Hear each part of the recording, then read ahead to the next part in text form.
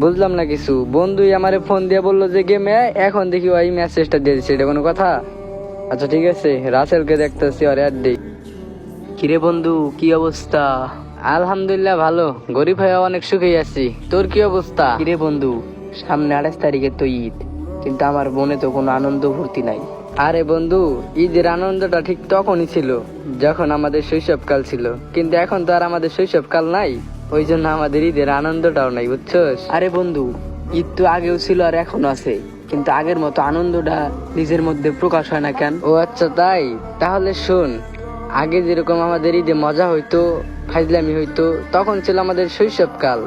তার জন্য আমাদের ফ্যামিলি কোনো চিন্তা ছিল না, ফ্যামিলি কোনো দায়িত্ব আমাদের কাঁধে ছিল না। তার জন্য নিজের ইচ্ছা মতো ঘুরতাম ফিরতাম, খাইতাম, আনন্দ ফুর্তি করতাম। কিন্তু এখন তো আর ওই সময়টা আমাদের কাছে নাই। এখন আমরা বড় হয়ে গেছি, ঈদের আনন্দটা এখন আমাদের মাঝে নাই।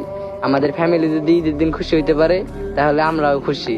এটাই হচ্ছে আমাদের ঈদ, বুঝছস? কারণ আমরা মধ্যবিত্ত। আসলে বন্ধু, আমরা যে কেমনে বড় হয়ে গেছি কিচ্ছু টের পাইলাম না। আচ্ছা ঠিক আছে, ওইসব অতীত আর বর্তমান নিয়ে বাদ দে, এখন ওইসব চিন্তা করার লাভ আছে?